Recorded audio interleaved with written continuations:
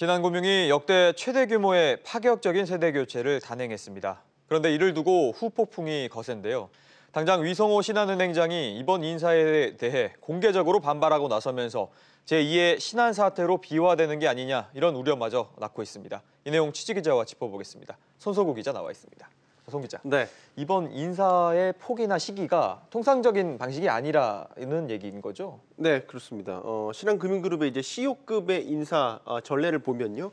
1월에 업무 성과 평가라든지 임원 인사가 먼저 있은 다음에 이제 2월 초 정도에 CEO 인사가 이제 진행되어 왔습니다. 예. 그러니까 이번 인사는 따지고 보면 한 2달 정도 빨리 이루어진 것이죠.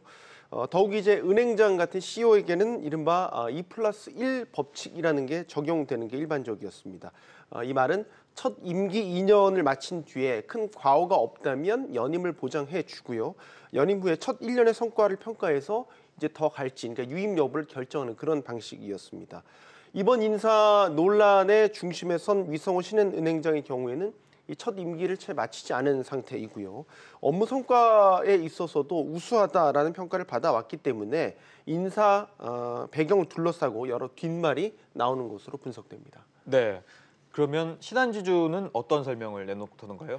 이번 인사의 표면적인 명분을 보면요, 세대 교체 그리고 이를 통한 조직 쇄신입니다. 예. 실제 이제 신한지주 일각에서는요, 간부들의 직업이 임원이다라는 말이 나올 정도로 이 정체된 인사에 대해서 불만을 나타내곤 했는데요. 조용병 회장도 인사 단행 직후에 이 바뀐 분들은 임원 생활을 8년에서 11년 정도 하신 분이 있으니 이 후배들을 위해서 은퇴하는 것이다라면서 세대 교체에 무게를 두는 그런 발언을 하기도 했습니다. 이번 인사가 또 나이만을 의미하지는 않는다는 분석도 있습니다. 2010년에 신한 사태와 단절하기 위한 조 회장의 결단이다라는 분석도 나오고 있는데요. 위 행장은 신한 사태 당시 홍보 임원으로서 나응찬 사람이라는 꼬리표가 따라다녔고 최근 검찰이 관련해서 수사를 벌이고 있는 상황입니다. 참고로 김영진 사장이라든지 이신기 사장도 랑찬 라인으로 분류되는 인물들입니다. 네, 그런데 송 기자, 이런 설명에도 불구하고 임기를 좀 남겨뒀던 위 행장을 사전 언지도 없이 경질시킨 거는 좀 다른 의도가 있었다 이런 해석도 나오고 거기에다가 대항마를 조기 탈락시켰다라는 얘기까지 나오는데 이건 어떻게 봐야 될까요? 그러니까 위 행장도 오늘 이런 점을 염두에 두고 발언을 한 것으로 보이는데요. 예. 발언 내용을 보면 이렇습니다. 신한은 5개 주요 자회사 CEO들이 회장 후보군으로 육성되고 있는데 이번에 그 회장 후보군 5명 중에서 4명이 교체됐다, 퇴출됐다라고 말이죠. 조용병 회장의 임기는 2020년 3월에 끝납니다.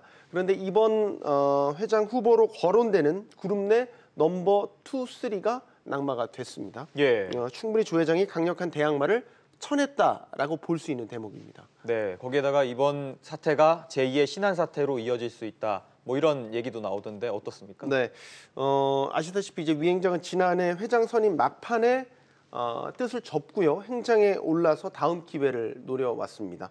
그러나 이번 인사에서 이제 연임에 실패했기 때문에 현직 프리미엄은 사라지게 된 것이죠. 예. 그렇다면 뭐 기회가 아예 사라졌냐? 여기에 대해서는 일단 조 회장은 이번에 연임에 실패한 임원들은 회장 후보 풀에 넣어서 육성할 것이다라고 말했습니다. 이 말대로라면 아직은 기회가 있다는 것이고 업계에서는 또 위 행장이 권토중례를 위해서는 더 이상 반발하기는 힘들 것으로 보는 이유기도 합니다.